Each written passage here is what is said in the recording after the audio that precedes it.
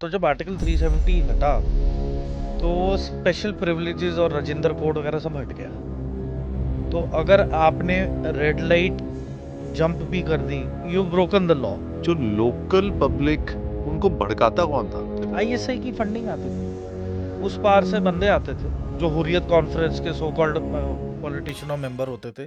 Pakistan is double dating and जो उसका x है सीआईए और जो उसका प्रेजेंट बॉयफ्रेंड है जो चाइनीज इंटेलिजेंस, उनकी आपस में नहीं बनती है। और इसने खुद इनविटेशन दिया है सीआईओ की, तुम भी आ जाओ, ज्वाइन द पार्टी। $1800 की चीज अब आप हमसे डायरेक्ट खरीदो, यूएस से क्यों लेना?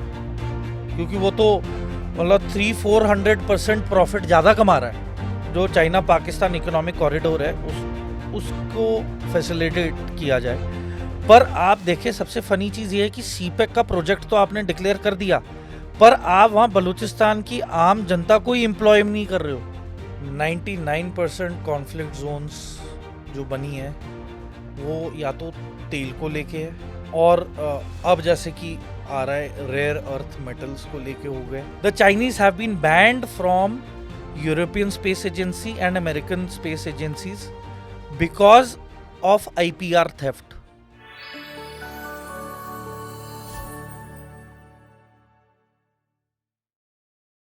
Hello, Major Thur. Welcome to the Deep Root Talks. Thank you Supreet ji, how are you? Perfect, sir. Perfect. तो मिल के और बढ़िया हो गए. But we'll keep it in Hindi so that I want. But ये destiny based destiny podcast based है। है. This is a pure destiny based. हाँ, it is not planned. Not planned at all. मतलब randomly we met. Rajesh ji was with me. You used to watch Sara Bhai. Yes You met him. Then we met.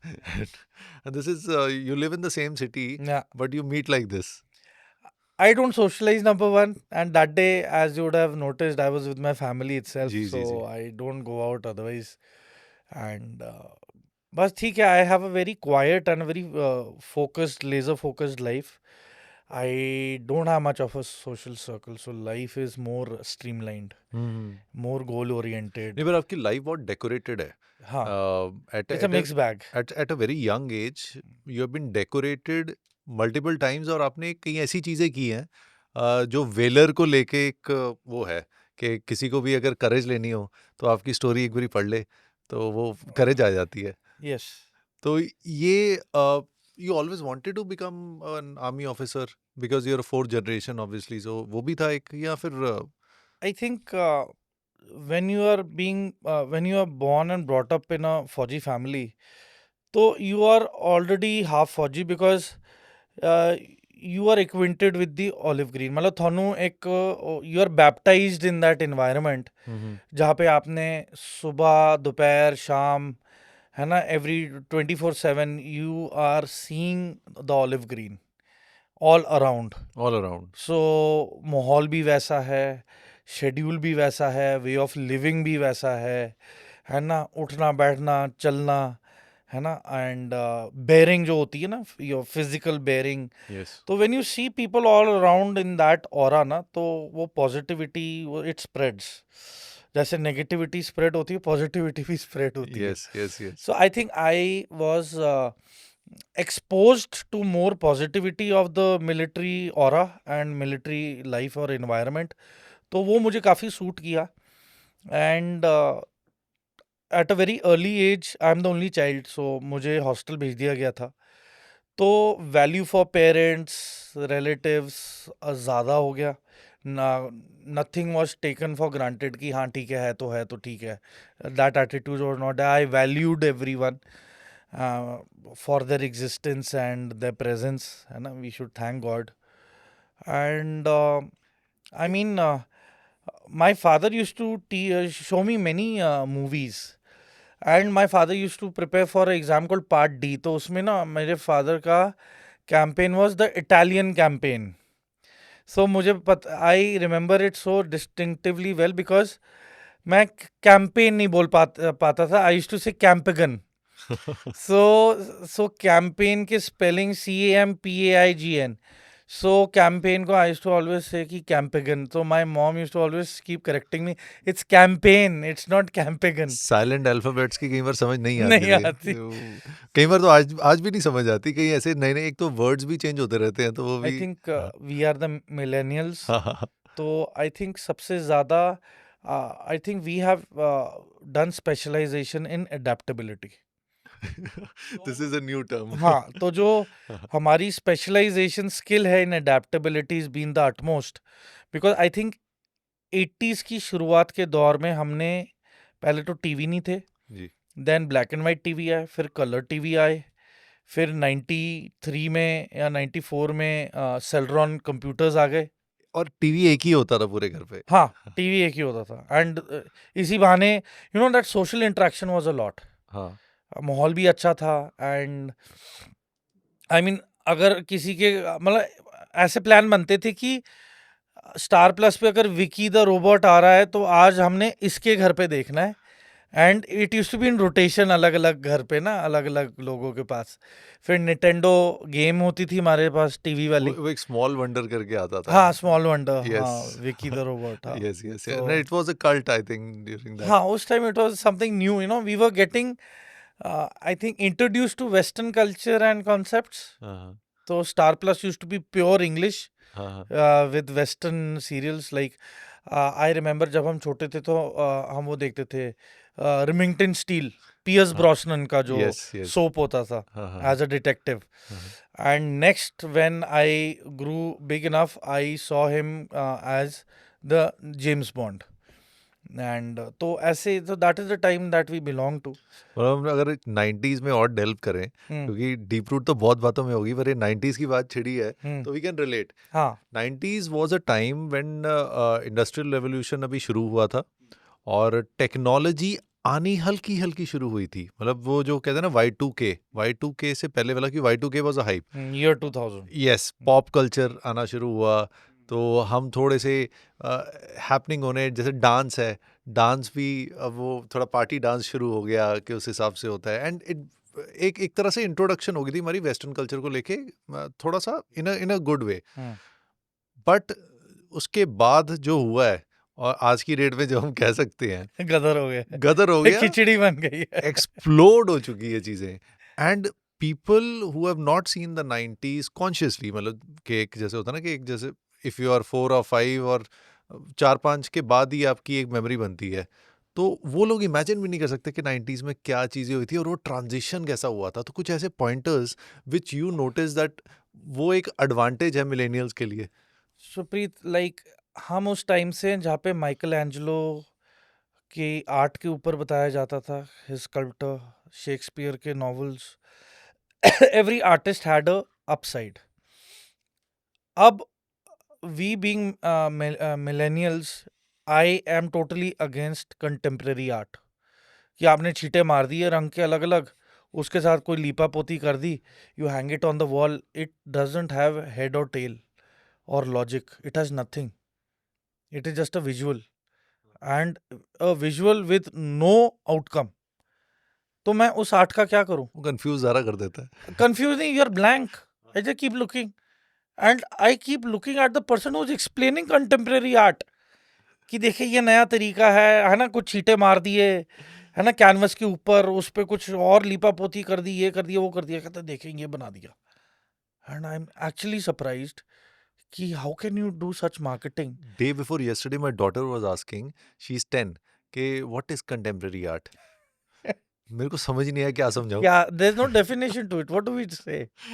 Only because that certain mix and match of colors, a mashup of colors is very soothing to the eye, fair enough. But उसका कोई meaning तो होना चाहिए ना. I mean जो artist कोई मतलब के लिए चीजें बनाते थे उन्हें कंट्रोवर्सी में डाल देते थे. लाइक MF हुसैन वाज हाँ देयर. जी। That is the only I think painter whom I have heard of because he was the only one talked about by everyone. Yes yes yes. बाकी आई डोंट नो एनीबडी. तो उन्हीं की arts हम देखते रहते, but whatever he drew had some meaning to it. अब उसमें क्या होता था कि either you are very open minded, तो that use to be seen as very lewd and very vulgar. If you are very conservative तो कहते थे कि नहीं और थोड़ा इलेबोरेट करके बताओ. So all types of people are there in the society. तो सबको you can't satisfy everybody. वरना है ना सभी आइसक्रीम मैन बन जाते ना, है ना, आइसक्रीम बेचो और सबको खुश रखो, हाँ, तो that is not उस समय possible. एक वो भी लगता था यार, ये आइसक्रीम जो बेचने आ रहे हैं, ये तो सारा टाइम ही आइसक्रीम के साथ रहते होंगे, कितनी ऐश है। ये भी thought process when you are kids, right? You have those kind of We things. never knew the struggle behind the ice cream man and yes, what it took for that person to make everyone happy or glad.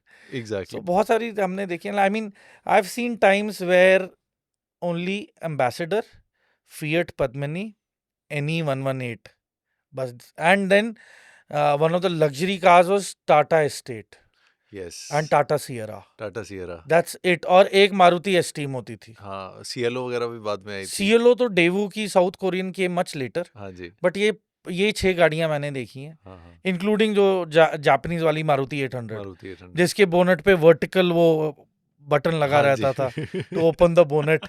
And having a AC in Maruti 800 was a very big deal. Very कि big भाई deal. देखो AC वाली गड्डी AC है. वाली गड्डी।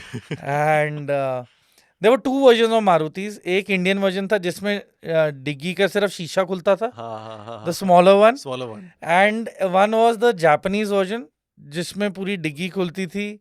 And I mean it was like a luxury vehicle. I mean फिर जेन आई थी। हाँ, then Zen came, that was more small. हाँ हाँ, And फिर सैंट्रो आई थी, ये हाँ, सब। then Santro, smaller cars also came because affordability की भी बात थी. And then CLO was one of the most luxurious vehicles at one point of time. And पता नहीं क्या, फिर मैटीज भी आई, यस, है ना, Matisse was there as Matisse well. उस टाइम की नैनो, उस टाइम की नैनो थी। टाटा नैनो. एंड वही मैटिस इसलिए अच्छी लगती थी कि उसमें एसी होता था। AC होता था, कॉम्पैक्ट थी, बट एवरीवन वाज कंफर्टेबल ना, 5 बंदे आराम से बैठ सकते थे, सामान भी लेके जा सकते थे, कैरियर लगा लो. वैगन आर भी तब के टाइम की गाड़ी है। हाँ, Wagon R also. So Yes. we've seen, I mean we've slogged it out. हमने we've roughed it out. Aspirations बहुत हैवी थे कि जब हम देखते थे कि हमारे कजन्स जब यूएस और कनाडा से आते थे, तो लगता था कि यार they have an advantage, why do they have these cars and we don't have. तो अब उस समय नहीं समझ होती, बट ये होता था कि एक डिस्पैरिटी क्यों है। उस समय लगती थी डिस्पैरिटी कि इंडिया में वर्सेस नॉर्थ अमेरिका और इवन ऑस्ट्रेलिया, फ़र्क लगता था। तो एक तो ये पॉइंट है। दूसरा जो मेजर पॉइंट है, जो एक डिफरेंस है, एक आर्मी फैमिली और defence family versus a civil family में सबसे बड़ा डिफरेंस क्या महसूस आपको होता है? I think a way of life और discipline, मतलब सब कुछ should be by the watch. मतलब इतना प्रायोरिटी एंड वैल्यू दी जाती है टाइम को कि टाइम को लेके कॉम्प्रोमाइज़ नहीं होता था. अगर इतने बजे कुछ होना है तो होना है. If you are not up to it, then you are out of that certain event. Then you join in where you can keep up with the timing and the commitment. The event won't wait for you. Yes, event won't wait, time won't wait. So दुनिया करे उसकी कदर जो करे समय की कदर. So that is the kind of value that we had. And bringing up चीज़ें strict होती थी. No nonsense was tolerated. हमें टाइम वेस्ट करते हुए नहीं टॉलरेट किया जाता था. आज की तारीख में शॉर्ट्स और रील्स आ गई हैं, टैब पकड़ा देते हैं. पेरेंटिंग में भी बहुत फ़र्क आया, बिकॉज आई थिंक 80s में there was a concept which came which was called nuclear family concept. And तब वो शुरू ही हुआ था that a lady would also go to work. So उस टाइम क्या हुआ दैट किड्स लाइक मी, जो वो the only child, we probably got very much neglected और sidelined, and we lost out on the EQ, emotional quotient, क्योंकि connect नहीं रहा. क्योंकि majority of the day father is away for work, yes, mother as it is away for work, and you as a kid, you have to go to play school or go to school, come back, फिर अपने आप ही cycle लेके tuition जाओ, वापस आओ, फिर cricket खेलने चले जाओ एकेडमी जो ज्वाइन की है स्कूल की. तो उसमें फिर पेरेंट्स को हम ज़्यादातर इवनिंग में ही मिलते थे. मॉर्निंग में तो सब अपनी अपनी लड़ाई लड़ने निकल जाते थे घरों से. So that nuclear family concept came, joint family system disintegrate हो गया. So that was very sad. दूरियां बहुत हो गई. आज की तारीख में सोसाइटी का स्ट्रक्चर ऐसे हो गया है कि अब एक नेबर को ही नहीं पता कि नया नेबर कौन आया है. डिस्पाइट मतलब आप मतलब 2-3 महीने नहीं, 1-1 साल नेबर हो, पर आपको पता ही नहीं कि एक दूसरे का कि क्या है क्या नहीं.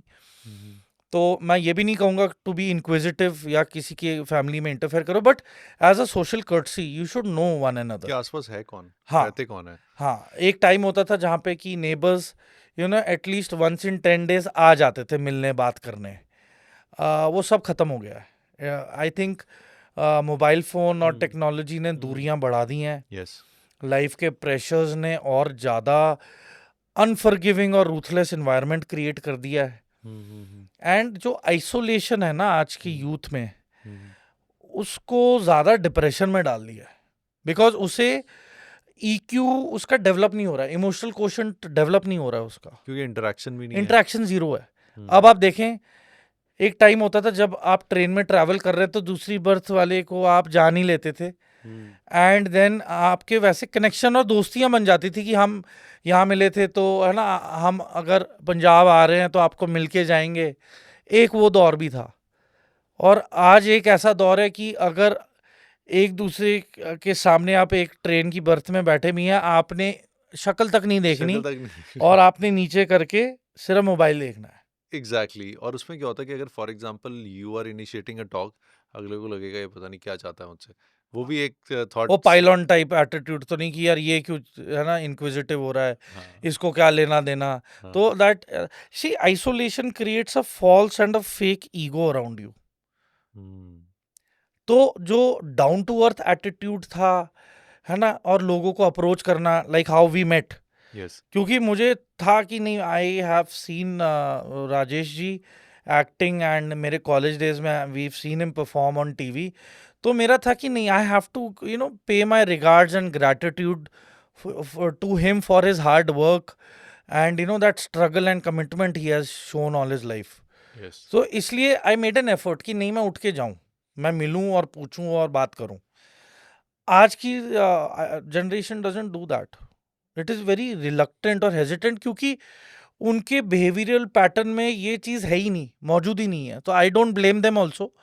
आई blame the era of AI and technology, screen time, mobile, easy accessibility to information की वजह से ना सब कुछ फॉर ग्रांटेड हो गया है। अब अभी एंड रिपब्लिक टीवी पे भी गए हैं and you are I think India's top 100 positive influencers में आप आते हैं। हाँ जी, हाँ जी। तो अभी हम पॉजिटिव इन्फ्लुएंसर्स का जो शब्द है इसकी इस्तेमाल करने की क्यों ज़रूरत है इस समय? अभी आपने बात की कि उस एरा में आ चुके हैं, ओवर इन्फॉर्मेशन ओवरलोड है, सब कुछ है।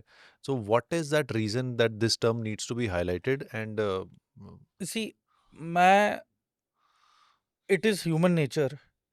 Late us go back to gladiator वाले टाइम ना, रोम रोम में जब है ना, previous.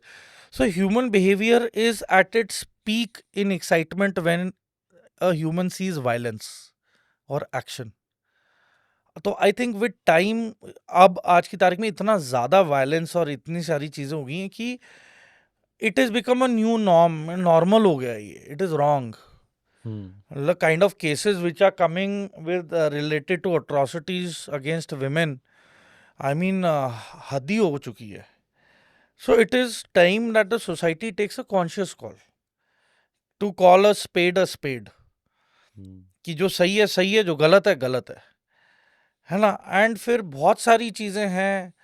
I would not like to mention few terms, but money is being found at very senior officials' residences. Coincidentally or by design, I do not know.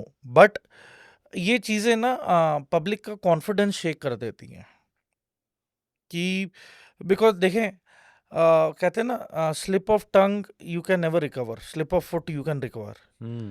तो same चीज integrity पे आती है। मतलब फौजी अफसर के लिए सबसे इंपॉर्टेंट चीज क्या है? इज्जत, पैसा नहीं है। सही बात है।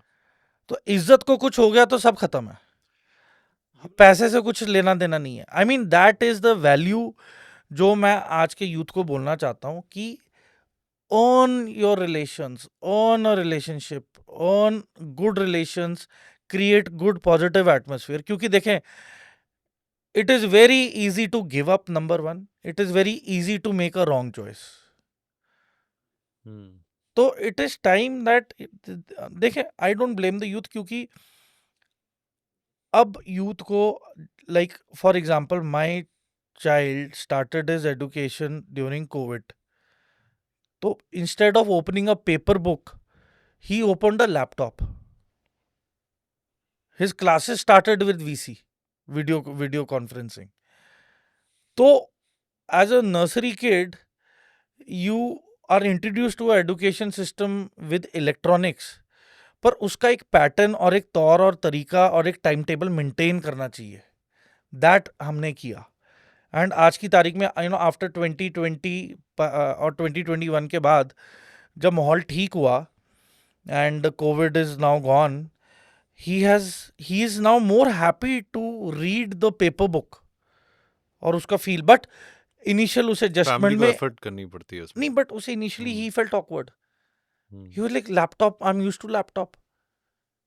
अब हमारी जनरेशन है, we are not, we at one point of time Kindle laptop was like, हाँ basic use 9 to 5 office time पे यूज कर लो, that's it.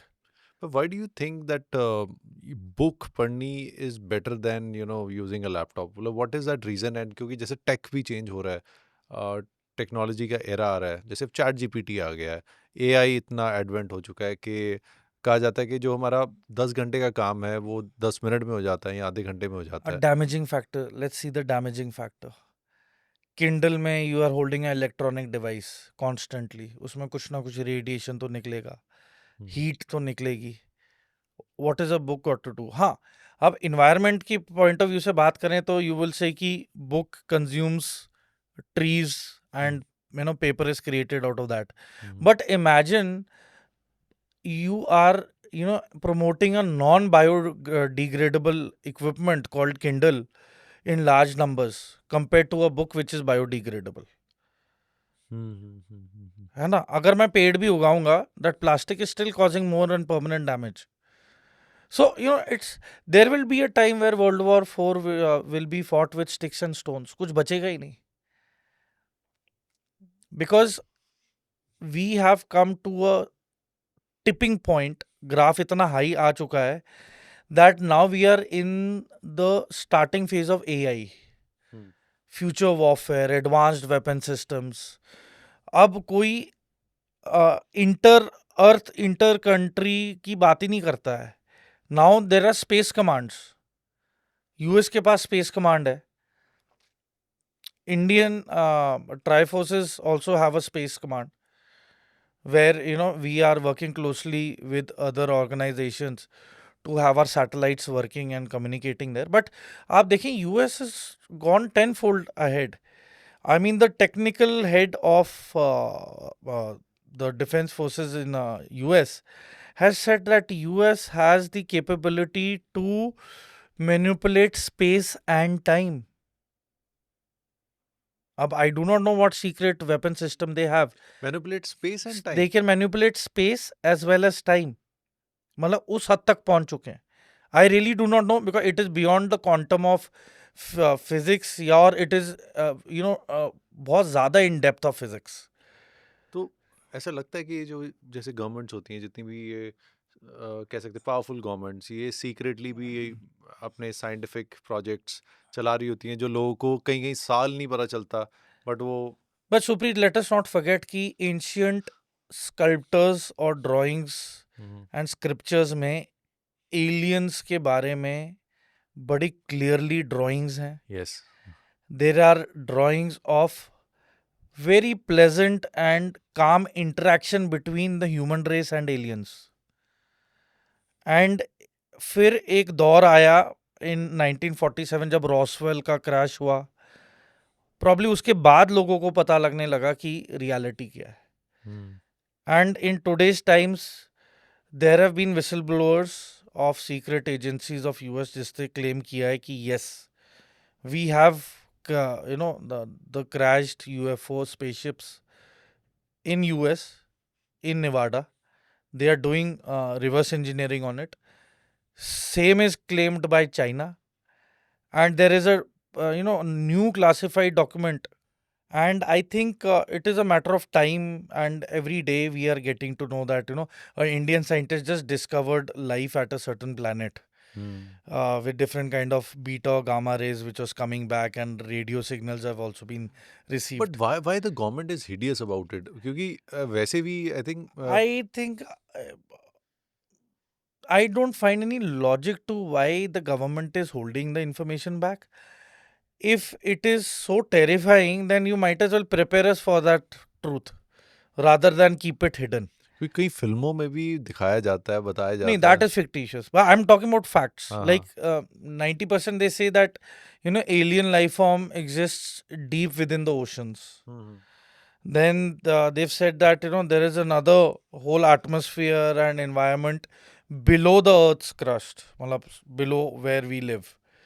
So now these are things which scientists are with time exploring, getting to know. Because देखो, with time you are inventing new equipment for detection. जिसमें LiDAR है ना, laser identification and detection systems. So in that पूरा area दी mapping होती है with laser.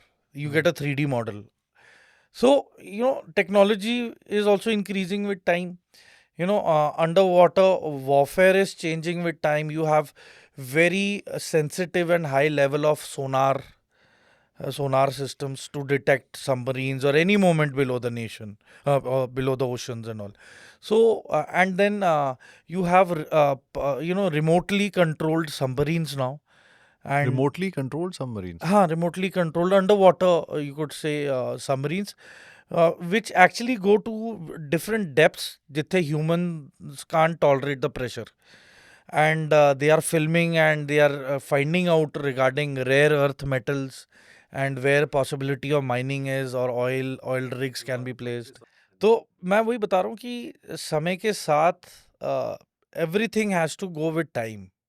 समय के साथ ही चलना है. That is it's called a phase या एरा या दौर, जो हिंदी में कहते हैं ना, एक दौर आया था, आज का दौर ये है, आने वाला दौर एआई से भी एडवांस्ड होगा. मतलब चाइना, AGI की बात हो रही है हाँ, आई आजकल. मीन चाइना में आज की तारीख में इन फैक्ट्रियों को कहते हैं dark factories. So in factories में there are barely 5 to 10 human beings who are working. Rest everything is automated. Everything. मतलब आपने स्टेज 1 पे आपने अपनी असेंबली लाइन में गाड़ी की बॉडी रख देनी है. By the time it reaches the 12th stage, आपकी गाड़ी ऑटोमेटिकली कंप्लीट होके असेंबली लाइन के बाहर डिलीवर हो जाती पर है. लोग जो डर रहे हैं कि AI एक्चुअली में जॉब्स ले रहा है, तो वो ले रहा है jobs. It will replace and of the day. पर देखें, अब फिर आप अपना सोशल स्ट्रक्चर ऐसा बनाएं कि you give, then you distribute money to the public to at least have the basic affordability and sustainability to life. क्योंकि आपने करेंसी को इतना हमने वो दे दिया है ना, हाइप, कि अब आज की तारीख में यंगस्टर्स ओनली कोरिलेट कि जिसके पास पैसा है वही कामयाब है. बाकी आप आर्ट्स कर रहे हो, आप कोई कॉमर्स से रिलेटेड कर रहे हो, it is irrelevant. If you are doing AI, हाँ, आपका फ्यूचर है क्योंकि उसमें पैसा है. So end of the day everything, the youth जो आज की तारीख में उसकी मेजरिंग कैपेसिटी इज पैसा. जिसके पास पैसा है उसी के पास सब कुछ है. जब हम घुमा के सारी बातें आती हैं कि it's a structure which affects everything. And अगर हम आज के यूथ की बात करें, तो they also need direction. They also need that backing in a way, because in a way हम लोग एक ट्रांजिशनल टाइम से निकले हैं, तो हमें वो एक इंक्विजिटिवनेस में ही वो डायरेक्शन मिली थी, या फिर जो चीज़ हमने नहीं देखी वो उसके देखने की चाह में हम आगे बढ़ते गए. सुप्रीत, हमारे टाइम लड़ाई थी कि जो अंग्रेजी बोल लेगा कामयाब हो जाएगा. तो हमें अंग्रेज बना दिया. एज अ रिजल्ट मैं गुरमुखी नहीं सीख सका. हाँ जी, वो भी. आई couldn't write, I can't write Punjabi. I can only speak Punjabi, and to an extent I can read logically कि भाई कौन सी जगह we are heading to. हाँ जी. बट ठेठ पंजाबी मुझे नहीं आ पाती है, बिकॉज एक फैड, एक दौर था ना कि अंग्रेज बनाओ इनको, अंग्रेजी नहीं आती, इंग्लिश नहीं आती तो इंग्लिश फिर नहीं आती तो खत्म है, फ्यूचर इज ओवर. अब देख लो, हम बैठे हैं, अभी स्ट्रगल शुरू हो गई, अब अंग्रेजी भी आती है तब भी स्ट्रगल चल रही है. तो ये आई थिंक एक एडवांटेज भी है इस टाइम पे, क्योंकि अब वो लैंग्वेज का भी थोड़ा सा कम हो गया है. देखें, आई स्ट्रांगली फील, अब जैसे चाइना है, हाँ. Why is it unique? क्योंकि उसने अपनी खुद की नेटिव मैंडरिन लैंग्वेज को प्रायोरिटी दी। इंग्लिश वो बोल सकते हैं if they want, but they will choose Mandarin. So same way I strongly feel कि जो हमारे स्टेट हेड्स हैं जब भी फॉरेन विजिट पे जाते हैं, they should stick to Hindi, ताकि other countries make an effort to know what Hindi is, hmm हमारी नेटिव लैंग्वेज। ठीक है, and definitely then our mother tongue, they are different है ना मदर टंग्स। तो जैसे हम कनाडा में जाते हैं वहाँ पे पंजाबी में भी साइन बोर्ड्स दिखते हैं या कुछ होता है, तो एक तरह से वो लगता है कि कहीं एफर्ट हुई है जिस वजह से पंजाबी को भी रिकग्नाइज किया गया है। In Rome do what Romans do, hmm तो जहाँ पे पंजाबी ज्यादा है तो उन्हें पंजाबी के साइन बोर्ड लगाने पड़ेंगे, हम्म है ना। आई मीन इंडिया में तो we are a diverse cultural country. So diversity इतनी है कि मैं बोर्ड्स देखता हूँ हर एक लैंग्वेजेस में होता है। So that is and India का सीक्रेट इंग्रेडिएंट ही ये है, that unity with diversity. And 90% countries जो आज की तारीख में इंडिया के दुश्मन है या और आर एंटी इंडिया, उन्हें यही बात खटकती है कि यार इतने अलग अलग रिलीजन वाले इकट्ठे होके कैसे काम कर रहे हैं। तो अब वो एक फैड शुरू हो गया ना कि कास्ट पे लड़ाई करा लो, है ना, आपस में फर्क डाल दो, है ना, इनसिक्योरिटीज फैलाओ, है ना। So I really fail to understand कि मेरे इतने दोस्त हैं जो हिंदू भी हैं, मुस्लिम भी हैं, क्रिश्चियन भी हैं, है ना, हु आर बौद्ध ऑल्सो, जैन ऑल्सो, मारवाड़ी भी हैं, मतलब मुस्लिम्स ऑल्सो, मतलब it's a mix of everybody. हमें तो कभी कि एक दूसरे से कोई इनसिक्योरिटी नहीं हुई कि ये थ्रेट है वो थ्रेट है। पारसी भी दोस्त है मेरे, ठीक है। तो all we communities are doing well. End of the day आपको क्या चाहिए कि आप अपने घर के टेबल पे अच्छा खाना प्रोवाइड कर सकें, एक अच्छा इन्वायरमेंट प्रोवाइड कर सके अपने घर में, एक एक बेहतरीन स्टैंडर्ड ऑफ लिविंग प्रोवाइड कर सके। लड़ाई तो इस पे होनी चाहिए। एग्जैक्टली। तो वो ये ना कि जिस चीज के लिए थ्राइव और स्ट्राइव करना चाहिए उस पे फोकस नहीं है, बाकी इररिलेवेंट चीजों पे पूरा, है ना, लड़ाई लगी हुई है। एंड मैं आपको एक बात बताऊं, जब कभी भी किसी को प्रॉब्लम आती है लाइफ में, तो एक चीज याद रखनी चाहिए कि only nearest of friends, dearest of friends and few relatives और आपके पेरेंट्स ही काम आएंगे। एंड ऑफ द डे सिर्फ पेरेंट्स ही काम आएंगे, who will be there to be a support वो बाय डिफॉल्ट होता है वो बाय डिफॉल्ट। तो ये रियलिटी अभी पता नहीं लग रहा ना लोगों को, सब कुछ वो ग्रांटेड चल रहा है। एंड देन अभी there was a startup meet हुआ था जिसमें one of the ministers said कि भाई आप लोग एज अ स्टार्टअप आप सिर्फ डिलीवरी, फूड डिलीवरी बॉयज वगैरह महाकुंभ और हुआ था। हाँ जी। हाँ, है ना। हाँ जी। तो सी कहीं ना कहीं से तो शुरुआत करनी है ना। सरकार का तो आइडिया था नहीं ना कि फूड डिलीवरी बॉय की भी कोई नौकरी क्रिएट की जा सकती है। या तो गवर्नमेंट के पास ऐसा एक ब्रेन चाइल्ड सिस्टम होए या एक टीम होए, है ना, जो कॉन्सेप्ट्स को इंट्रोड्यूस करे कि हम ये करेंगे ये वगैरह। तो वहां से कोई इनिशिएटिव है नहीं, और जो इनिशिएटिव ले भी रहा है तो आप उसे डिसोवेट कर रहे हो। अगर आपको इतनी टेंशन है एआई को लेके और बाकी कंट्रीज आगे बढ़ रही हैं, तो आप इंट्रोड्यूस करो ना एआई अपने स्कूल के टीचिंग सिलेबस में। आप पाइथन, लाइनेक्स और डिफरेंट कंप्यूटर लैंग्वेजेस को क्लास 1 से शुरू करो, कि कम से कम बेसिक डेफिनेशन और थोड़ा थोड़ा पढ़ना शुरू करेंगे तो जब तक 7th या 8th या फिर 12th जब कंप्लीट करेंगे तो they know what language it is. And तब तक तो ये लैंग्वेज भी ऑब्सोलीट हो जाएगी, तब कोई अपग्रेडेड लैंग्वेज आ जाएगी। बट एक लहजा, तरतीब और तरीका तो पता होगा ना यूथ को कि एआई की तरफ what is the way towards AI.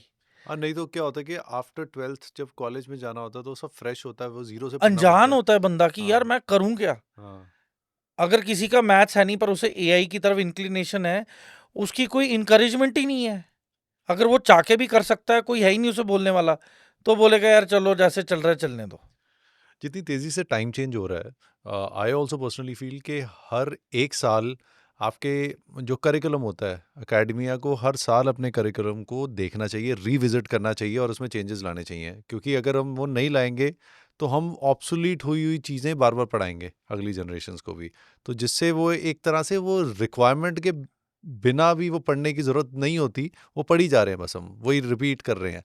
मतलब मैं आज तो हैरान हूँ सुप्रीत कि लोग ना इंडिया की चाइना के साथ तुलना करते हैं। तो I am more inquisitive regarding China.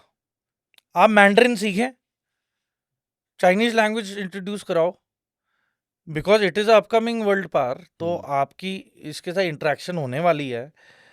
तो let the Chinese in fact are teaching Hindi language in their schools. They teaching they Hindi. Teach Hindi and Sanskrit because they know कि आने वाले समय में इंडियंस के साथ ही इंटरेक्शन होगी। इंग्लिश का phase is done and dusted, हो गया। अंग्रेज बन लिए जिन्होंने बनना था, बन के भी देख लिया, कख नहीं रखा। Very right. So I would encourage, देखिए geopolitics is also very complex thing, जिस तरीके से अभी डेवलपमेंट्स हो रही हैं। तो मैं तो इतना ही कहूंगा कि you should be closest to your enemies. You can keep your friends close, but you keep your enemies closer. एक टॉपिक है जो मुझे बहुत इंट्रीग करता है आजकल, वो है जियो politics. And I think you also love that subject. I love the subject because there's lots happening. It's a mixture of lot of spices together. अब पता नहीं उसका फाइनल प्रोडक्ट निकलना क्या है। That's the beauty of it. तो जो Pakistan occupied Jammu and Kashmir India का होगा। इंडिया का है पहली चीज, हाँ। वापस कब लेना है is a matter of time, okay. Just a matter of time. And उसकी स्ट्रैटेजी कैसे बनानी है, कब इम्प्लीमेंट होगा, that will be dictated as per how things fall in place. अभी बहुत सारी चीजें चल रही हैं, लॉट्स हैपनिंग। जैसे जब एब्रोगेशन हुआ था, जब ये आर्टिकल 370 की जब बात हुई थी, उसके बाद से जेएनके में क्या फ़र्क आया, मेजर फ़र्क क्या है? मेजर फर्क सुप्रीत ये है कि पहले एक रजिंदर कोड करके वो होता था, हाँ जी। इंडिपेंडेंट फ्लैग वगैरह होते थे। So I mean they could burn the Indian flag in front of Indian troops, we couldn't do anything. Indian army and dogs go back, ये सब लिखा रहता था शटर्स पे स्प्रे करके। तो रोज सुबह 4 बजे एक टीम को तैयार किया जाता था जो इन सारी शॉप्स के सामने रात के टाइम 3:30-4 बजे पेट्रोलिंग करके हमें वो मिटाना पड़ता था। सो इतना ज़्यादा पाकिस्तान साइड से फंडिंग और पैसा आ रहा था कि ये हरकतें की जाएं। फिर ये जो हरकतें करते थे लोग, इन्हें ईयर मार्क किया और इन सब की चूड़ी टाइट की गई कि भाई जिस देश में रहते हो उसमें ही ये हरकतें मंजूर नहीं है। सो तो basically fear of the law नहीं था और लॉ एंड ऑर्डर को इतना प्रायोरिटी नहीं थी। That is why things out of hand. तो जब आर्टिकल 370 हटा तो वो स्पेशल प्रिविलेजेस और राजेंद्र कोड वगैरह सब हट गया। तो अगर आपने रेड लाइट जंप भी कर दी तो यू हैव कमिटेड अ, मतलब you broken the law. Broken the law, हाँ जी। So जो you बाकी come under any act that a Indian citizen comes under. कोई स्पेशल प्रिविलेज सब खत्म No हो गया। special privilege. Now you have to find a job. क्यों आपके घर पे कोई राशन पानी फ्री में देने नहीं आ रहा है, क्यों वैसी दुकान चल रही थी, है ना। सो you could see the muftis were there or the Abdullahs were there. So for so many years इनकी I would say business, not even political career, ये business चल रहा था इनका। आई थिंक अब टूरिज्म भी बहुत बढ़ गया वहाँ पे। टूरिज्म बढ़ गया है and then everyone is now like a common citizen, like how Indians are. सबके लिए लॉ एंड ऑर्डर सेम है, नोबडी इज प्रिविलेज्ड एंड सबको अपने अपने no have to go work and earn their living. And I mean there is being proper utilisation of resources की infrastructure development पे focus किया जाए। जैसे कि अब highest railway link, railway bridge आ गया है, वंदे भारत कनेक्ट कर रही है श्रीनगर को डायरेक्ट। जी। तो जहाँ पे एक दिन लगता था अब 4-5 घंटे में ही आप श्रीनगर पहुँच जाएंगे। टूरिज्म बूस्ट होगा, व्यापार बूस्ट होगा, टनल नेटवर्क इतने बन गए हैं 24/7 365 कि अब आपको मतलब जोजिला पास खुलने या बंद होने के लिए वेट नहीं करना पड़ेगा। सो मेनी फैक्टर्स डेवलपमेंट देखें कि ऑलमोस्ट जैसे स्विट्जरलैंड की तरह आपने कश्मीर को बना दिया है। तरक्की इतनी हो गई है, टैक्स से कलेक्टेड पैसा पूरा इन्वेस्ट हो रहा है, आपकी टेलीकम्युनिकेशन इंडस्ट्री इतना अच्छा कर रही है, हर जगह कनेक्टिविटी हो चुकी है। आप सियाचिन ग्लेशियर ले लो, आप तुरतुक ले लो, आप डिस्किट ले लो, नुब्रा वैली ले लो, सियाचिन बेस कैंप ले लो, आज जहाँ मर्जी चले जाओ आप, है ना, ले एंड बियॉन्ड, गलवान ले लो, everywhere there is you are now connected, 5G internet चल रहा है आपका। पर वैसे जो इससे पहले भी आपने तो वहाँ पे सर्व किया है, काफ़ी साल सर्व किया है, तो जो लोकल पब्लिक मतलब उनको भड़काता कौन था? मतलब यहाँ वो क्यों इंडिया के खिलाफ बोलते थे? ISI की फंडिंग आती थी, उस पार से बंदे आते थे जो हुर्रियत कॉन्फ्रेंस के सो कॉल्ड पॉलिटिशियन और मेंबर होते थे, ये सब ISI के प्लांटेड बंदे थे, लश्कर तैयबा, जैश ए मोहम्मद, है ना, तो हरकतुल मुजाहिदीन, जैशुल मोहम्मद, तो ये सारे डिफरेंट फैक्शंस थी। मेन तो लश्कर तैयबा और जैश ए मोहम्मद ही थे, इनको सब डिवाइड कर दिया गया कि सारी अटेंशन इन पे ना पड़े, सब डिवाइड हो जाए, पर सारे चट्टे बट्टे इन्हीं के ही थे, जैश ए मोहम्मद, लश्कर तैयबा के। पहले कहा जाता था कि फॉरेन इंटरफेरेंस बहुत रहती थी कश्मीर इशू में, तो अब इंडिया की क्या जियोपॉलिटिकल सिचुएशन है जिस वजह से हम वो डिसीजंस ले सकते हैं कश्मीर के लिए जो जहाँ और without interference?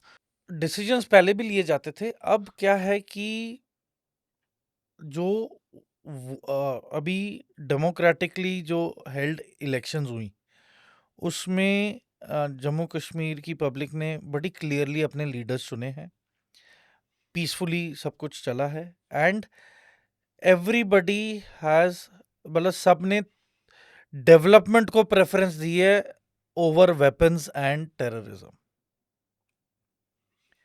So everybody is wanting to now have jobs, सब चाहते कि घर के टेबल पे अच्छा खाना रखा जाए, अच्छा AC हो, कपड़े धोने के लिए बढ़िया सी वॉशिंग मशीन हो, हीटिंग सिस्टम्स अच्छे हों, रोड कनेक्टिविटी हो, टेलीकम्युनिकेशन अच्छे से हो, इंटरनेट अच्छे से चले, ठीक है, आपके स्कूल्स में स्मार्ट स्कूल्स बने, है ना, जो इंटरनेट से कनेक्टेड है। तो IITs वहाँ पे आ चुके हैं, IIT Srinagar, and naturally humans अब पीस लविंग और प्रोग्रेसिव होते हैं। प्रोग्रेसिव, आई हाँ। मीन आई एम हैप्पी कि जम्मू कश्मीर की आवाम ने और हमारे मतलब ओवरऑल एक इंडियन डायस्पोरा ने डेवलपमेंट को प्रायोरिटी दी है देन वॉरफेयर और कॉन्फ्लिक्ट। एंड जिस तरीके से ये जनरल आसिफ मुनीर ने अभी जो बयान दिया था recently, two nation theory and हमारी जगुलर वेन, तो अगर इतने ही उतावले हैं अनाउंस करने के लिए कि JNK जगुलर वेन है, तो इंडिया की भी जगुलर वेन POJK है, पाकिस्तान ऑक्यूपाइड जम्मू कश्मीर। हम आखिरी दम तक लड़ते मरते रहेंगे और हम उसे, है ना, हासिल करके ही हटेंगे। नंबर 1, हमारी एक और जगुलर वेन है जो है बलूचिस्तान। हम मरने कटने के लिए तैयार हैं, पर हमें उनकी आज़ादी भी चाहिए, ठीक है। अब ये ज़्यादा जगुलर वेन कर रहे हैं, तो हम भी अपनी बहुत सारी जगुलर वेन्स डिक्लेयर कर सकते हैं। बट मैं हैरान हूं कि एक वक्री country, independent country, democratic country, peace loving country की टेरिटरी को आपने डिक्लेयर कर दिया कि वो आपकी चहीती जगह है जो आपको चाहिए। तो it is like a declaration, indirect declaration कि भाई मैं ऐलान कर रहा हूं कि हमारा मुद्दा और एवरीथिंग इज कश्मीर। तो ऐसे तो हम भी डिक्लेयर कर रहे हैं कि हमारा सब कुछ मुद्दा और हमारा अल्टीमेट एम फिर बलूचिस्तान और POJK है। अफगानिस्तान के साथ हमारी वैसे ही रिलेशन बड़े अच्छे हैं, और अफगानिस्तान के जो मिलिट्री है और पाकिस्तान मिलिट्री के बीच ड्यूरेंट लाइन को लेके प्रॉब्लम तो चल ही रही है। देखिए बहुत सारी चीज़ें हुई हैं अभी सुप्रीत, जैसे कि आप देखें, चाइना को माइनिंग कॉन्ट्रैक्ट अफगानिस्तान की तालिबान गवर्नमेंट ने दे दिए कि आप आए और रेयर अर्थ एलिमेंट और मेटल्स की माइनिंग शुरू कर दें। आप गूगल अर्थ पे जाओ, you type just the word mining, Chinese company Afghanistan, इतनी सारी कंपनी के ऑफिसेस काबुल में मिलेंगे ना आपको चाइना के, विद डिफरेंट नेम्स। तो फ्लड आ चुका है। तो मतलब इंडिया का कहीं ना कहीं रोल है कि वो नहीं, मैं डाइवर्जन आई ऑफ। विल हाँ विल जी। टेल यू ना हाउ थिंग्स आर डेवलपिंग। हाँ जी। So Chinese have entered Afghanistan for mining purposes, क्योंकि ताइवान से रिश्ते खराब हो गए हैं, तो वहां से सेमीकंडक्टर इंडस्ट्री का इम्पैक्ट आया है चाइना पे भी। हम्म। तो जर्मेनियम, गैलेनियम, है ना, टंगस्टन, ये सारी रेयर अर्थ एलिमेंट है जो चिपसेट्स और वेपन सिस्टम्स में और स्पेस टेक्नोलॉजी में यूज होते हैं। सो Okay. ये बहुत महंगे हैं इक्विपमेंट, जो रॉ मटेरियल है, हाँ। मेटल्स। तो जब एक तो ये शुरू हो गया, फिर जैसे ही प्रेसिडेंट ट्रम्प इलेक्ट हुए, तो उसे दिक्कत हो गई कि भाई पूरी अफ्रीका में चाइना ने अपना डेरा जमा के रखा है, जिबूती में इनका सबसे बड़ा नेवल बेस है, ठीक है, पनामा जो सबसे क्रिटिकल एरिया है जहां से सारी ships of the world are going आगे पीछे, वहां का सारा कंस्ट्रक्शन और मेंटेनेंस कॉन्ट्रैक्ट चाइनीज फर्म्स को मिला हुआ है। सो अमेरिका को बहुत ज्यादा प्रॉब्लम हो गई, हम्म। और 242% टैरिफ। यस। तो चाइना ने अभी डिक्लेयर किया है और अपने इन्होंने इन्फ्लुएंसर्स को बोला है कि please disclose the actual pricing of manufacturing of luxury goods, जैसे गुची और लुई विटॉन और ये सारे प्रोडक्ट्स हैं, ये मार्केट में $5,000 $6,000 का एक पर्स या बैग बिकता है। Actual pricing, manufacturing pricing from a China की फैक्ट्री $1,800 है मैक्सिमम सेल प्राइस। तो चाइना ने अब पोल खोल दी है कि भाई $1,800 की चीज अब आप हमसे डायरेक्ट खरीदो, यूएस से क्यों लेना, क्योंकि वो तो मतलब 300-400% प्रॉफिट ज्यादा कमा रहा है टैरिफ के नाम पे भी।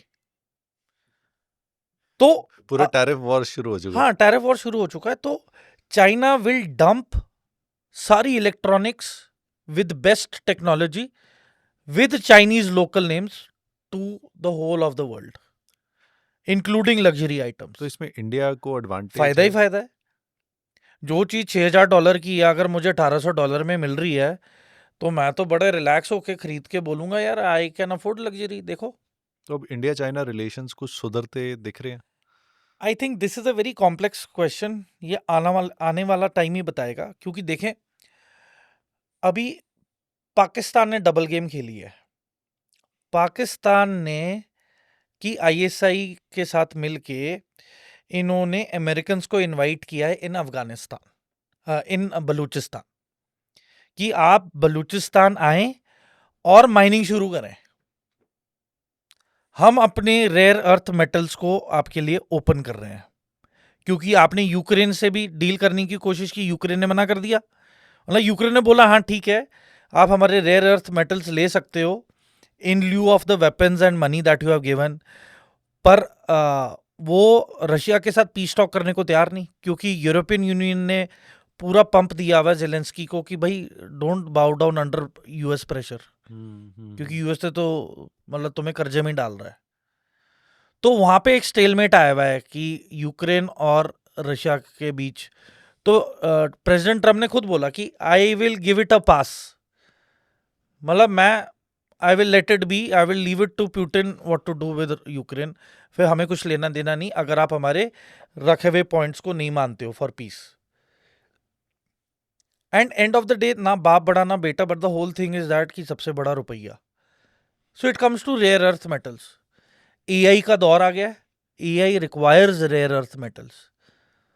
इलॉन मस्क का स्पेस एक्स को इतना, देखे I come to that, but अब बलूचिस्तान मूवमेंट देखें, फ्रीडम मूवमेंट और स्ट्रगल चल रहा है, क्योंकि इतनी ज्यादा पॉपुलेशन को गायब किया है पाकिस्तान की आर्मी ने बलूचिस्तान से, कि वहां पे नेगेटिव पॉपुलेशन रेशो हो गया, females are more than males. सारे जवान बच्चों को तो इन्होंने ट्रकों में भर भर के डेजर्टेड प्लेसेस में कंटेनर्स में they shot them in the containers. जो फ्लैट बेड ट्रक्स है ना, उनके कुछ ड्राइवरों की भी इंटरव्यूज और डॉक्यूमेंट्रीज आई थी और अभी डिलीट करवा दी गई हैं. तो इसमें यूनाइटेड नेशंस का रोल नहीं आता जब ऐसी चीजें होती हैं? This is all being done quietly.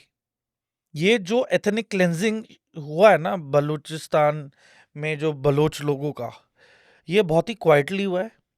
और ये पाकिस्तान आर्मी ने डिलिबरेटली किया है ताकि सीपेक, जो चाइना पाकिस्तान इकोनॉमिक कॉरिडोर है, उसको फैसिलिटेट किया जाए. पर आप देखिए, सबसे फनी चीज ये है कि सीपेक का प्रोजेक्ट तो आपने डिक्लेयर कर दिया, पर आप वहां बलूचिस्तान की आम जनता को ही एम्प्लॉय नहीं कर रहे हो, आप चाइनीज लेबर को वहां पे एम्प्लॉय कर रहे हो. तो वहां पे बलूचिस्तान लोगों का क्या फायदा हुआ? चलो ये भी माना कि वहां पे ठीक है, आप सीपेक बना रहे हैं, आप टैक्सेस भी ले रहे हैं, अब वहां पे बिजली तो दो, पानी तो प्रोवाइड करो, वहां के हॉस्पिटल्स और मेडिकल फैसिलिटीज तो दो. तो बेसिक चीजें ही नहीं है वहां पे बलूचिस्तान में, कनेक्टिविटी है नहीं. पूरे दिन में 2 घंटे की लाइट आती है और टैक्सेस इतने हैं कि बिल से ज्यादा तो आपके टैक्स हैं. तो वहां पे हरासमेंट इतनी है. गिलगिट बाल्टिस्तान में भी यही दिक्कत है. अभी कहा जा रहा है जैसे पाकिस्तान के already informally it has been divided, तो इट इज ट्रू कि डिवाइड हो चुका है या अभी भी वैसे ही चल रहा है? देखिए divisions have been created. Sindhu Desh, Sindh जो है, वहाँ के लोगों को भी प्रॉब्लम है पाकिस्तान की जो इस्टेब्लिशमेंट है. क्योंकि देखिए, कहते हैं एक मुल्क की फौज होती है, ठीक है, और ये फौज का मुल्क है Pakistan. It is entirely being run by the army. I think from day one. हाँ, डे वन बिजनेस बना दिया इन्होंने. एंड आई थिंक एक इनसिक्योरिटी भी थी पाकिस्तान आर्मी के मन में कि जब इन्होंने, आई थिंक जनरल जियाउल हक को है ना डेथ सेंटेंस दिया, तो आई थिंक तब द पाकिस्तान एस्टैब्लिशमेंट या उनकी मिलिट्री ने ठान लिया कि सिविलियंस को जूते की नोक के नीचे ही रखना है, मसल के, ना कि इन्हें सर पे बिठा के रखना है. So it is a undeclared dictatorship और अ मिलिट्री रूल. अनडिक्लेयर्ड है, but it is under control of army. तो अब जियो पॉलिटिक्स देखा जाए ना, अफगानिस्तान ने अफगानीज ने इनवाइट किया चाइना को माइनिंग के लिए.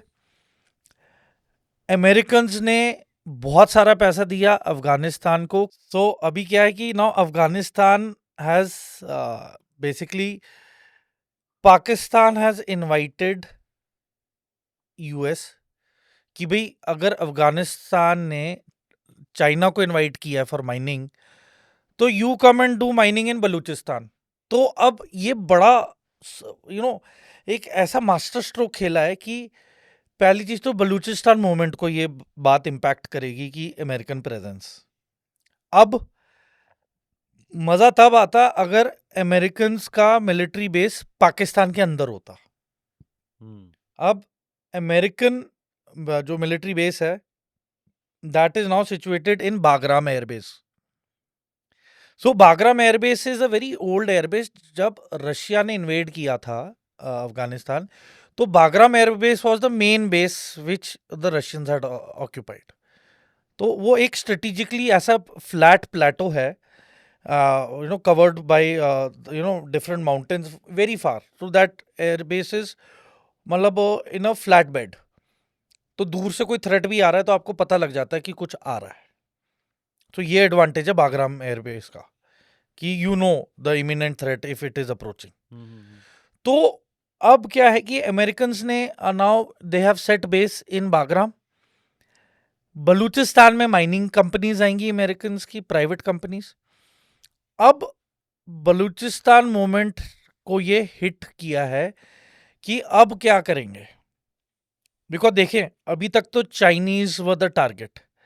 अब यहाँ पे अमेरिकन को अगर टारगेट कर दिया तो अमेरिकन डेफिनेटली, मतलब क्योंकि बलूचिस्तान मूवमेंट में मैन पावर इश्यूज है, तो American will definitely decimate and destroy if anything goes wrong with any of their officials. But वो लेंगे दोबारा चांस, क्योंकि अफगानिस्तान से नहीं, भी देखिए इट्स अ वेरी कॉम्प्लेक्स. देखिए फॉल्स फ्लैग ऑपरेशन भी तो हो सकते हैं. क्या पता पाकिस्तान ही अटैक करवा दे अमेरिकन माइनिंग कंपनीज पे.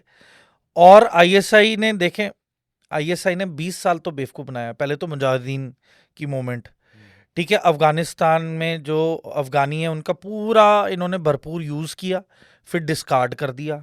अमेरिकन ने भी डिस्कार्ड कर दिया था, इसलिए Mujahideen movement went out of control, क्योंकि वो डायरेक्शनलेस थी। और आईएसआई ने बोला अच्छा अब तुम वेले हो क्योंकि रशियंस हैव गॉन, आओ we'll divert you to Kashmir in India. तो it was a directionless movement.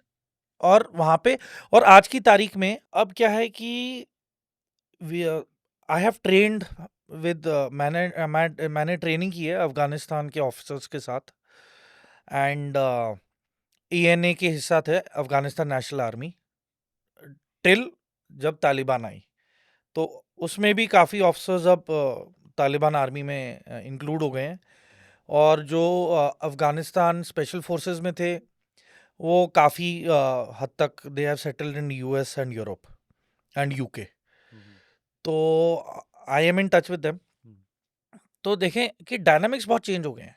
अब क्या है कि अब अमेरिकन्स का मेन निगरानी और टारगेट रहेगी Chinese mining companies.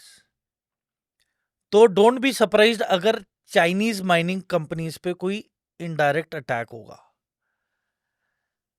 And ISIS Kherson ISIS के ऊपर नजर है। तो आईएसआईएस के एक टूल यूज हो सकता है for false flag operation against American also, against Chinese also. तो देखे it is clash between USA and China for rare earth metals. इस दौरान बलूचिस्तान अब एक इफेक्टेड एरिया हो गया है, अफगानिस्तान तो था ही था, ठीक है। अब गिलगिट बाल्टिस्तान में पाकिस्तान ने चाइनीज कंपनीज को, जेमस्टोन कंपनीज को इनविटेशन दी है कि please come and set up your mining industry here. यहाँ पे आपको रेयर अर्थ जेम्स जैसे कि पुखराज, नीलम, है ना, रूबीज, अलग अलग टाइप के जो एक्सपेंसिव और लग्जरी स्टोन्स हैं वो आप यहाँ पे आके माइनिंग करें।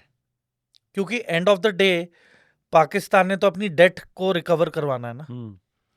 तो डेट रिकवरी ऐसे होगी और प्लंडर ऑफ नेचुरल रिसोर्सेस कि गिलगिट बाल्टिस्तान के लोगों की संपत्ति है ये उनकी नेचुरल रिसोर्स है जिसका पैसा इन्हीं को जाना चाहिए।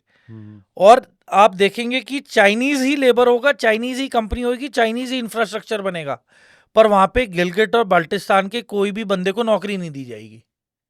So is it going to be a master stroke for Pakistan or a suicide? It is a suicidal course अगर ये वहाँ की लोकल पॉपुलेशन को इन्वॉल्व नहीं करते हैं। क्योंकि देखिए रीजनल डेवलपमेंट बहुत जरूरी है आवाम के लिए, वो बलूचिस्तान में भी नहीं किया इन्होंने। बल्कि मैं वो पुरानी बात पे आता हूँ दोबारा कि फ्लैट बेड ट्रक्स जो कंटेनर हैं उसमें ये घर घर जाके रात को 12 बजे 1 बजे 2 बजे बलूचिस्तान में घरों से यंग बॉयज को निकालते थे, इन फ्लैट बेड कंटेनर्स में भरते थे, आइसोलेटेड लोकेशंस में जाके कंटेनर के भीतर ही ये AK-47 और मशीन गन्स के साथ गोलियां चलाते थे, सबको ये मारते थे, फिर ये लास्ट में कंटेनर का दरवाजा खोलते थे और कंफर्मेटरी किल शॉट्स मारते थे कि कोई जिंदा तो नहीं बच गया। मतलब एक तरह से जेनोसाइड था वो। It has been a genocide and secret genocide, ethnic cleansing. और फिर ये एक जेसीबी को बुला के जब ये इनको मार रहे होते थे फ्लैट बेड कंटेनर्स में, असैसिनेट कर रहे होते थे ये जो नौजवान बच्चे हैं बलूची बच्चे, तो वहां पे जेसीबी खड्डा खोद रही होती थी कि ये कंटेनर समेत ही नीचे बरी हो जाए। वो भी 1-2 बार किया, उसके बाद इन्हें पता लगा कि अगर कोई ढूंढने आया तो उन्हें तो ये फ्लैट बेड कंटेनर्स तो मिल जाएंगे क्योंकि मेटल के हैं। उसके बाद फिर ये बॉडीज को रिमूव करने के लिए ये लोकल ट्रकर्स को बोलने लगे कि आप लेबर भी लेके आओ अपने साथ, ताकि वो बॉडीज को बॉडी बैग्स में डाल के जो मैस ग्रेव्स है उसमें ये डालें और कवर करें। बट इतना ये क्यों ज़रूरत है? मेरे को एक समझ नहीं आता, जैसे जियोपॉलिटिक्स, आप तो साउथ सूडान में भी मालाकल में आप फ़िल्म भी बन रही है आपके ऊपर, जॉन अब्राहम जो उस पे फ़िल्म बना रहे हैं। तो ये इतनी क्यों इतनी लड़ाई है दुनिया में? या क्यों हम लड़ने को ही तैयार रहते हैं? सुप्रीत, जहां तक मैंने नोटिस किया है 99% कॉन्फ्लिक्ट जोन्स जो बनी है वो या तो तेल को लेके है, ऑयल, और अब जैसे कि आ रहा है रेयर अर्थ मेटल्स को लेके हो गया है ना, माइनिंग का। और तीसरा पैसा। Hmm, it all comes down to money and corruption. और इसमें इंटेलिजेंस एजेंसीज भी इन्वॉल्व होती हैं, आईएसआई खासकर। आईएसआई हैज, मतलब इट, उसे कोई वो, मतलब I see ISI as a girl dating two guys, one is CIA and one is the state secret agency of China. अब क्या है कि ये डबल डेटिंग हो रही है। Pakistan is double dating, and जो उसका एक्स है सीआईए और जो उसका प्रेजेंट बॉयफ्रेंड है जो चाइनीज इंटेलिजेंस, उनकी आपस में नहीं बनती है। और इसने खुद इनविटेशन दिया है सीआईए कि तुम भी आ जाओ, join the party. So it will be a crash course, it will be a failure. And in तीनों में से किसी एक का जिसका भूत बनेगा वो डेफिनेटली पाकिस्तान का ही बनने वाला है। It is the last nail in the coffin. Okay. Yes, इसके बाद कुछ बचा नहीं है। हाँ हाँ। एंड मेरी एक ही वरी है कि पाकिस्तान के जो न्यूक्लियर एसेट्स हैं, हम्म, that should be under a international organization like UN for protection and uh, disassembling it. ये मेरा अगला क्वेश्चन ही था जो आपने आंसर कर दिया। क्योंकि देखिए, हम्म, जो अब्दुल कादिर खान है, the so called father of the Pakistan nuclear program, कि उसका मतलब ही was a wanted man by international organizations for selling nuclear secret and data to North Korea. आपने नॉर्थ कोरिया को भी अपनी न्यूक्लियर टेक्नोलॉजी बेची है। एंड आप हैरान नहीं होना कि पाकिस्तान ने अपनी न्यूक्लियर टेक्नोलॉजी ईरान को भी बेची हो, क्योंकि जब पैसे की बात आती है इनका कोई ईमान और वजूद नहीं है। सो पाकिस्तान वैसे आपके हिसाब से रोग नेशन ही है? Definitely yes. पर देखें, एक फर्क है कि ईरान शिया है एंड पाकिस्तान ने सुन्नी, तो इसलिए एक ये है कि they don't get along well. But अब देखें, जिस तरीके से अभी जेडी वैंस इंडिया आए हैं, आई थिंक इंडिया एक बहुत ही क्लियर स्टैंड लेगा और ये बताएगा कि Iran should not be touched और अटैक्ड। क्योंकि देखिए, ईरान हमारे लिए बहुत ही लंबे अरसे से एक सोर्स ऑफ एनर्जी प्रोवाइडर रहा है in terms of oil. And देखिए, इजराइल हमारा बहुत क्लोज एलाई है, in fact the only ally who helped us during Kargil war. And Russians who was our only ally during 1971 war. Hmm, तो देखें, where ever जहाँ पे भी अमेरिका जाता है दोस्ती का हाथ बढ़ाने, एक कैंसर की तरह वो मुल्क खत्म हो जाता है। हम्म, इट इज अ फैक्ट। आप इजिप्ट देख लें, जॉर्डन देख लें आज की तारीख में, आप लेबनान देख लें, सीरिया देख लें, आप इराक देख लें, आ, मुझे नहीं लगता ये पूरे मिडल ईस्ट में कोई भी बचा है। That's right. सऊदी अरेबिया, इनको तेल, मतलब सऊदी अरेबिया को अश्योरिटी मिली यूएसए से, जो है ना, कि भाई we will be your guaranteed buyer of oil, तो you will give your oil to us only. इस वजह से ये जो इकोनॉमिक डील हुई है मनी फॉर ऑयल की, सऊदी को पूरा एक्सेस मिल गया टू अमेरिकन वेपनरी।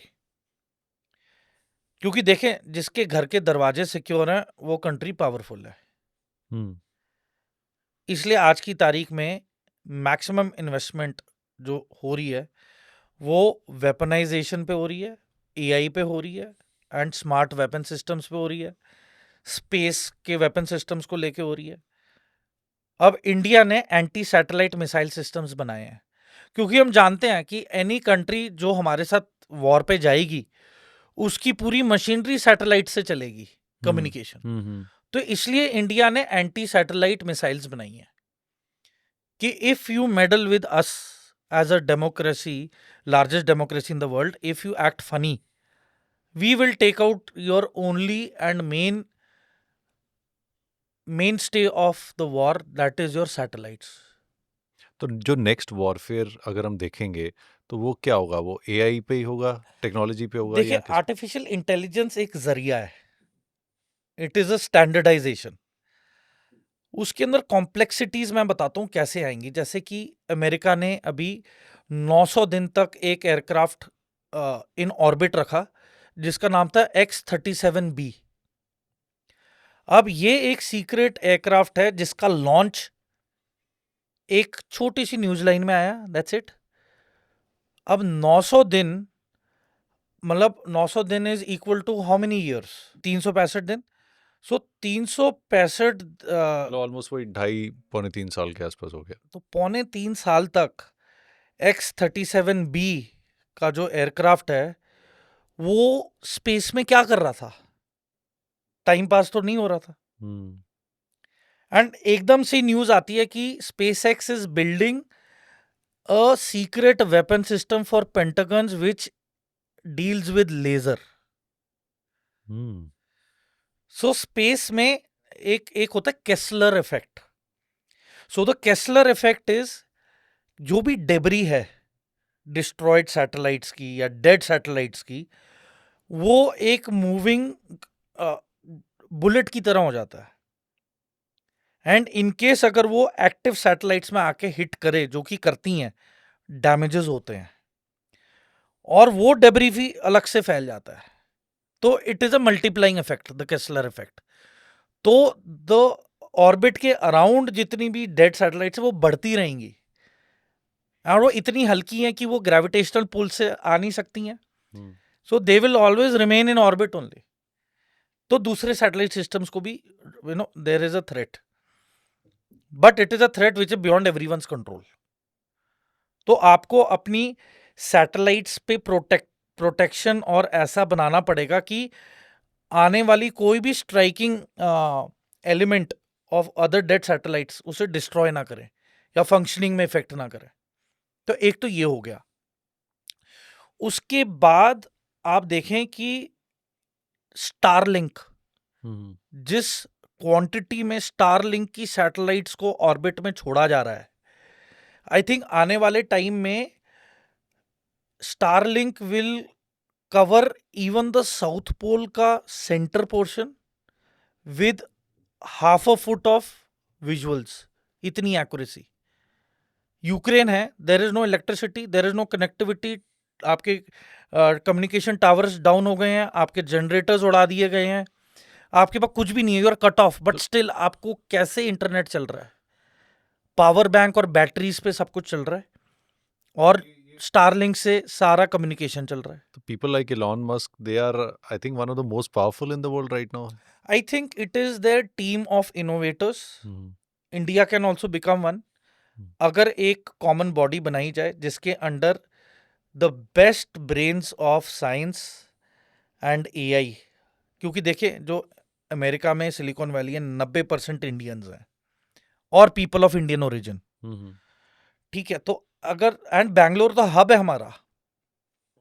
इसरो ने इतना सब कुछ कर दिखाया आज, है ना, चंद्रयान मिशन को लेके, विद दैट इकोनॉमिकल इफेक्टिवनेस, कि the west is actually appreciated and recognised. बल्कि हमें किसी की रिकॉग्निशन की जरूरत नहीं है, we don't want anything, we are self sufficient. पर मैं आपको बता रहा हूँ कि हमारा पोटेंशियल इतना ज्यादा है कि we have to divert our energies in the positive direction.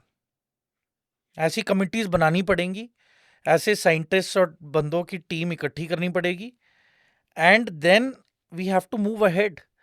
अब परसों ही मैंने एक न्यूज देखी कि स्टारलिंक जैसा एक सिस्टम चाइना भी लॉन्च कर रहा है। The Chinese have been banned from European space agency and American space agencies because of IPR theft, intellectual property right theft. ये सारी फोटोएं और सब कुछ आपकी कॉपी करके they reverse engineer it and they are then self sufficient कि भाई अब हमें तुम्हारी जरूरत नहीं है. देयर वाज अ टाइम जब रशिया से इन्होंने सुखोई खरीदे थे जो हम यूज कर रहे हैं, Sukhoi 30 MKI. They had purchased, and the Chinese had purchased from Russia, IL-76, again a transport aircraft. ठीक है. इन्होंने C-117 ग्लोब मास्टर के डिजाइन्स के IPR थेफ्ट किए हैं, और ये सारी टेक्नोलॉजी चोरी करके इन्होंने रिवर्स इंजीनियर करके इन्होंने अपनी खुद की फौज खड़ी कर दी है. और रशिया को बोला आफ्टर फ्यू ऑर्डर्स, भाई thank you, we don't need your equipment. As a result Russia ने बैन ही लगा दिया कि आज से हम कभी भी कोई भी मिलिट्री इक्विपमेंट नहीं देंगे चाइना को. इंडिया की इमेज कैसी है ग्लोबली इस पॉइंट ऑफ व्यू से, कि as a buyer as well? देखिए, I think we are sitting on a gold mine. एक सोने की खजान है हमारे पास, which is the real brain of AI. मुझे लगता है कि एक प्रॉपर कमिटी और एक वर्टिकल बनाना चाहिए by the government, which should be managed by ISRO and the defence department, जिसमें कि एआई का ऑप्टिमम यूज हो for space upgradation and technology and for military upgradation and technology. अब जेडी वैंस आए हैं इंडिया. लॉजिकली जो nuclear deal हमने sign की थी यूएसए के साथ, I think it is time for America कि वो आए इंडिया और हमारे जो सिविल न्यूक्लियर रिएक्टर्स हैं इनको एक्टिवेट करें, ताकि इंडिया के गली गली कोने कोने तक इलेक्ट्रिसिटी मुहैया की जाए, ताकि एक इंडस्ट्रियलाइजेशन का एक नया फेज शुरू किया जाए. वैसे ना एक चीज़ जनरल आपसे बात करके आज जो ये महसूस हो रहा है कि आपके साथ एक बार नहीं सिर्फ बात की जा सकती, बिकॉज आपके पास नॉलेज और एक्सपीरियंस का इतना बड़ा पिटारा है. तो ये मैं अपनी टीम को भी प्रपोज करूंगा कि इसको एक रेगुलर अफेयर बनाए कि आपके साथ बैठ के हम महीने 2 महीने में एक बार जियो पॉलिटिक्स की बात ज़रूर करें, क्योंकि ये इतनी इम्पॉर्टेंट चीज़ है for not only the youth but all age groups of India to know कि ग्लोबली क्या चल रहा है और इंडिया की क्या पोजीशन है और हमारा पोटेंशियल क्या है. ये अंडरस्टैंड करना बहुत इम्पोर्टेंट है. एंड एक बस क्योंकि जैसे जुलू डिफेंस है. हाँ, जैसे ज़ुलू डिफेंस की आपने बात की, ज़ुलू डिफेंस भी वेर यू आर वर्किंग के ड्रोन टेक्नोलॉजी से, वो मेक इन इंडिया वाला प्रोजेक्ट है. तो अब जाते जाते बस एक छोटी सी चीज़ मैं आपसे जानना चाहता हूँ कि इंडियन डिफेंस फोर्सेस कितना स्ट्रांग है और हमें क्यों गर्व होना चाहिए इंडियन डिफेंस फोर्सेस पे, एक हर एक भारतीय को क्यों गर्व होना चाहिए? सुप्रीत, बेसिकली देखें, you see all the countries जिन्होंने वर्ल्ड वॉर 2 लड़ाई की है, उनको एक चीज तो कंफर्म्ड है कि जो भी वर्ल्ड वॉर 2 लड़े हैं ये, specially from against the British army, 90% composition of British army was of Indian troops. Yes. मेरे ग्रेट ग्रैंडफादर सरदार बहादुर सिंह शहीद हुए थे इन अ अफ्रीकन कंट्री कॉल्ड टूनीजिया, जो लिबिया के बिल्कुल एडजॉइनिंग है, in World War II campaign in 1942. My grandfather joined Royal Indian Air Force in 1939. Harnek Singh तूर, तो उन्होंने 1939 में ज्वाइन किया. He saw world war 2. He was an engine fitter. Unfortunately, my great grandfather passed away in 1942, which was again a big jolt to my grandfather. So it was basically both father and son working for the royal British army, and उसमें Indian troops ही थे सारे. And then my grandfather he saw 1947 partition की लड़ाई. फिर उन्होंने 1962 की लड़ाई देखी चाइना के खिलाफ, 1965 की लड़ाई देखी अगेन पाकिस्तान के खिलाफ, फिर 1971 वॉर देखा, एंड ही रिटायर्ड इन 1974. तो मतलब see the amount of experience जो मेरे ग्रैंडफादर ने देखा. Then my father joined in 1981. उनका कोर्स SS-31 है. From OTA. मेरे ताया जी इज़ फ्रॉम आईएमए। वो 8 मैकेनाइज्ड इन्फेंट्री के हिस्सा रह चुके हैं। He retired, he settled in Canada. And फिर I joined the OTA SS92 course. I वो part of Kohima company. And फिर ट्रेनिंग के बाद वही है कि पहला एक्सपोजर ही आपको सियाचिन ग्लेशियर का मिला, जहाँ पे मतलब इतना डिफिकल्ट टेरेन, -30 में जा रहा है, -45 तक जा रहा है टेम्परेचर, वहाँ ब्लिजर्ड आ रहे हैं। ठीक है, अब मेटल बाइटिंग है, आप लोहे को हाथ लगाओ तो चमड़ी निकल जाती है। ठीक है, वहाँ पे लंग्स को लेके प्रॉब्लम हो जाती है, सेरिब्रल ओडीमा हो जाता है। तो छोटी छोटी चीज़ें जो आपको पता ही नहीं, आपने ग्लव निकाल लिया, आपके पसीना आ गया, पता चला वो फ्रॉस्ट बाइट बन गया, you have to lose a limb, amputate हो जाएगा। तो वहाँ पे everything has to be dealt with seriousness. A casual way, you will lose your life, or you will lose a limb, or you will be medically downgraded, then your career is, I mean, कोई मतलब ही नहीं है। तो you have to be, बहुत ही responsible जगह है Siachen. It is fight against nature, उधर nature से ज़्यादा लड़ाई है। और चलो, हमारे पास तो state of the art weapon equipment सब कुछ है। हम दूसरी साइड ऑब्जर्व करते थे, मतलब पाकिस्तानियों के पास कपड़े तक नहीं थे ढंग के। वो पश्मीना शॉल से ही अपने आप को ढक के रखते हैं और अपने प्राइवेट ट्रैक सूटों में रहते हैं। उनके पास वो रेगुलर यूनिफॉर्म में भी नहीं होते। वो रेडियो इंटरसेप्ट हम उनका सुनते थे।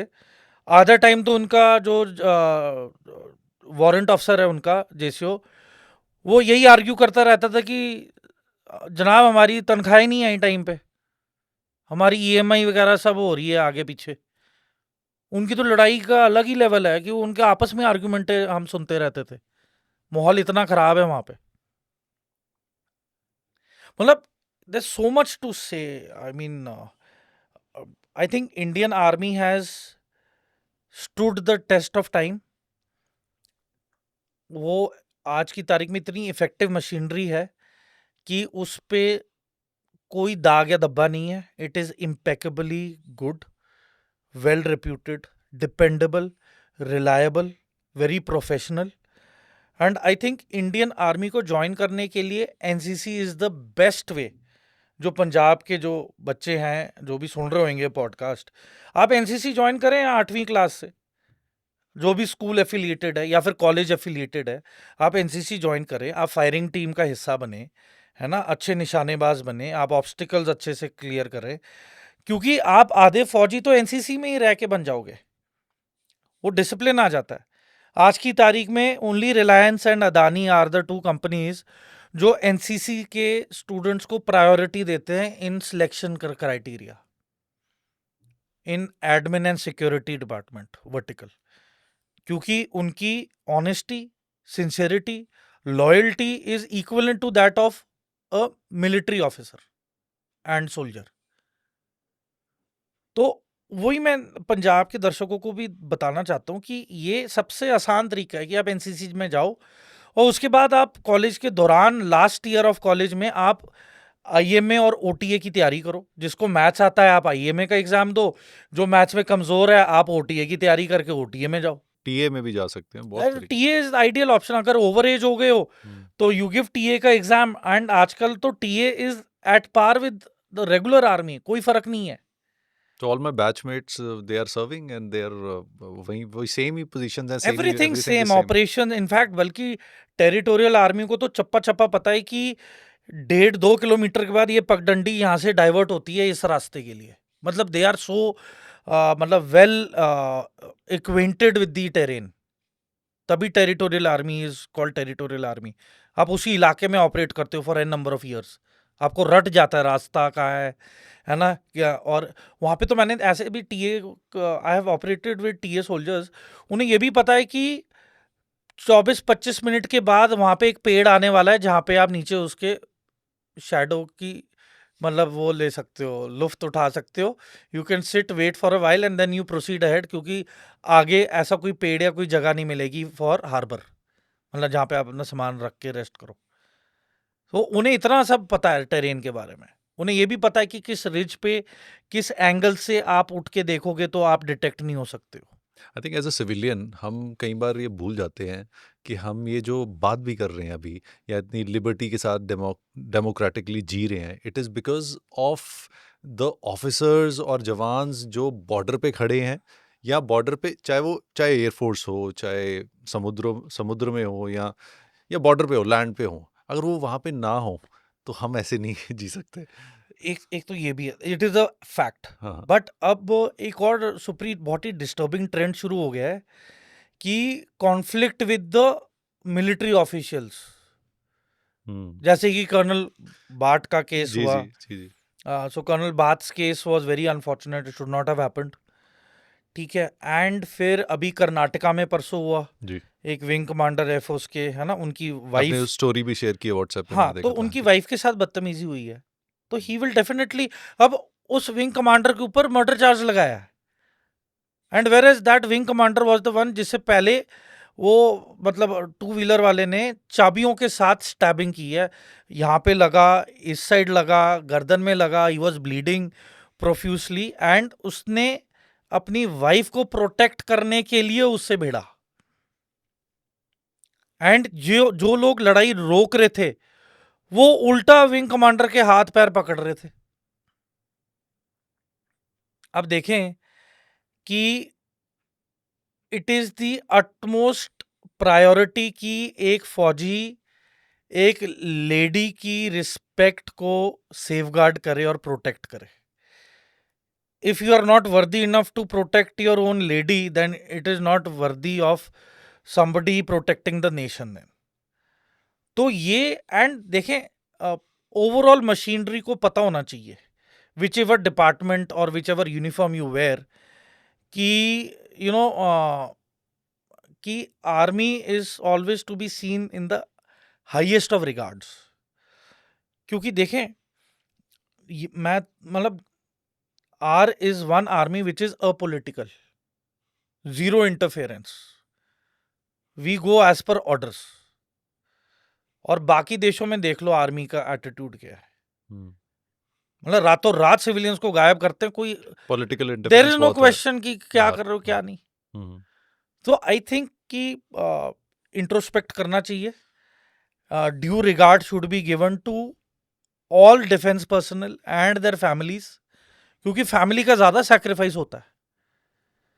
बिकॉज अल्टीमेटली घर पे तो लेडी नहीं पूरी लड़ाई लड़नी है ना, रोज बच्चों को देखना, एल्डरली पेरेंट्स को संभालना, फिर कोई बीमार पड़ रहा है उसको देखना, कमिटमेंट्स इतनी होती हैं।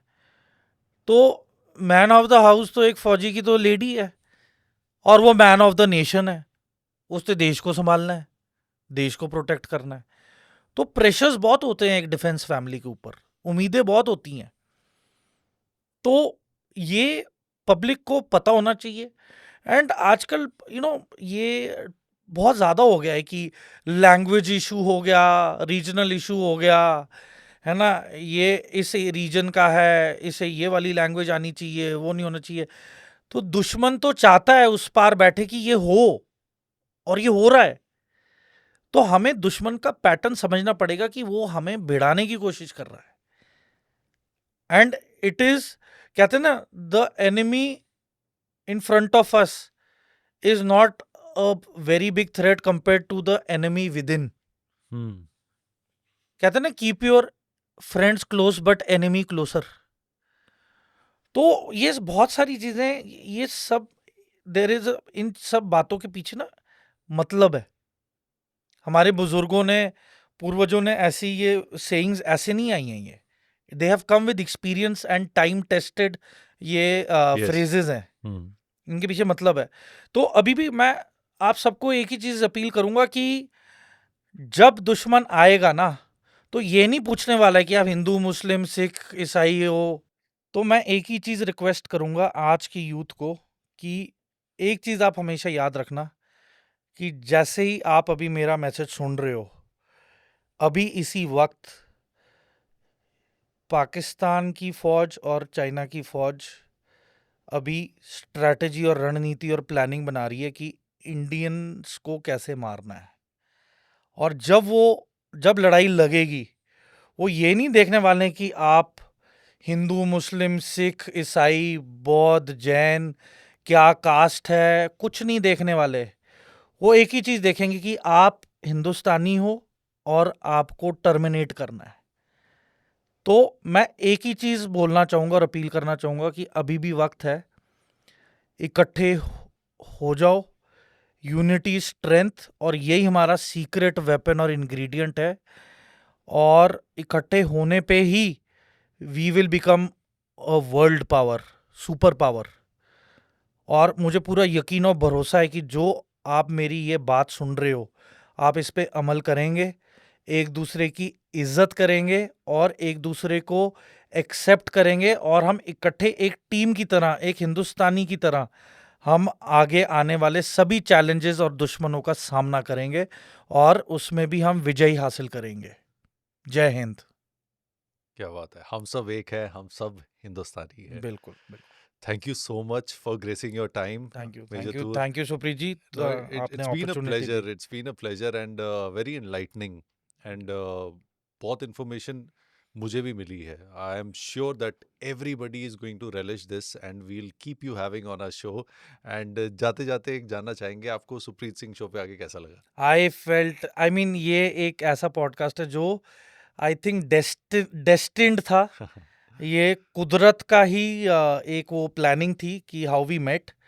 एंड मुझे लगता है कि जब ऐसी मुलाकातें होती हैं और ऐसे प्लान बनते हैं, they come out to be the best plans and result oriented outcomes in life.